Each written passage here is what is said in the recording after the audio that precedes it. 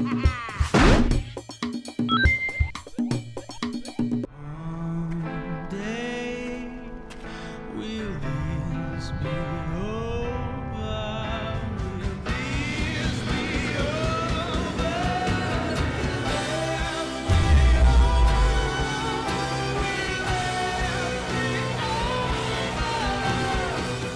have a confession to make. I never really got into Demon's Souls back when it released. A while back, first in Japan and North America, and then eventually in Europe. I did see some and I did try it out a little bit, but I have no idea just how challenging and daunting that game was. So when I sat down to play Dark Souls, which is the spiritual sequel, I was not prepared for what it had in store for me. As you do know, it's a very challenging type of action RPG that's set in a world that's very gray and gloomy. You're sort of somewhere in limbo, somewhere in between dead and alive, and you sort of switch shapes and that. And it's a world that really is, and an RPG that's really all about the atmosphere and mood. There is a story, but it's not really one that's at the forefront of your experience. You sort of just experience the mood and sort of explore this world that's very foreign and strange and dark. And as you do this, you will stumble upon obstacle after obstacle after obstacle.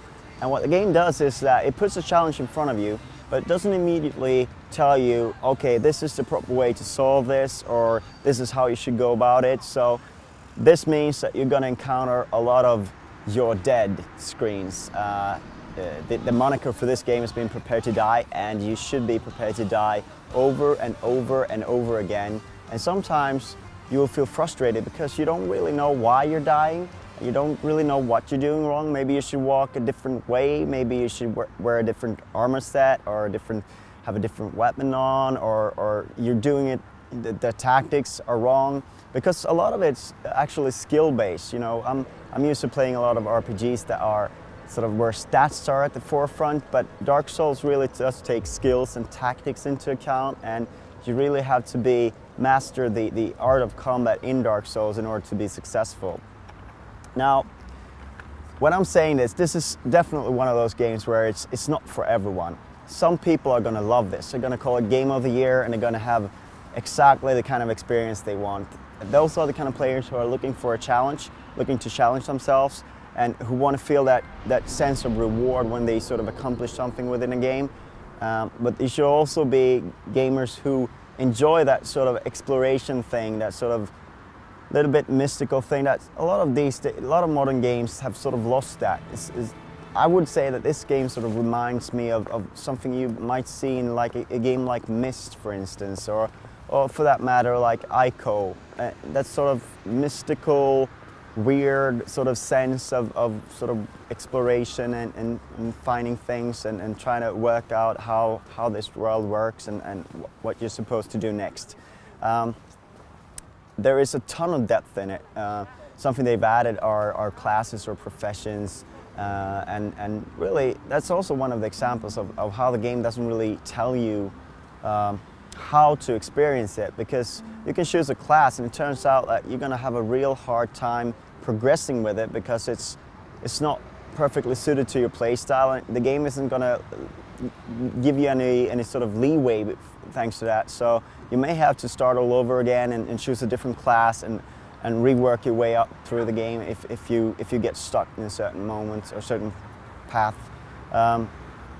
And on top of that, there's tremendous amount of items, and just exploring and making use of these items and all the rings and all the things you can add to your character and all that sort of customization that brings is tremendous depth and really, for someone who hasn't experienced Demon's Souls, it's a little bit daunting at first when you see all of this, but that's also what the appeal is. But if you're the kind of player who needs that immediate satisfaction and sort of don't like to sort of get frustrated and have to go back and sort of have to rethink things, then you know Dark Souls is not a game for you. And if you want that sort of immediate feedback, it's not a game for you. And I think that's one of the weak points of the game, really, because It's as if the developers have sort of said that, well, difficult or a difficult game cannot be accessible. They can't be married. So the game needs to be inaccessible for it to challenge the player.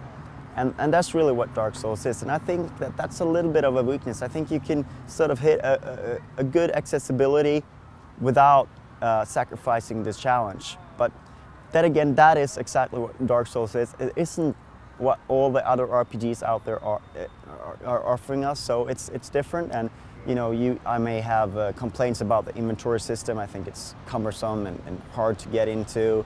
I may have some reservations about the lackluster animations and perhaps, you know, also the graphical quality is not up there with, you know, the best offerings in the genre. But still, I think that Dark Souls finds that perfect spot where it's unlike anything else you can get. And if you are looking for a challenge, and if you're looking for a different experience, then Dark Souls might be something for you. But you probably know if you're gonna hate this game or love it even before you even open the box, because either you're a player who enjoys this kind of challenge or you're not. And that's the question you need to ask yourself.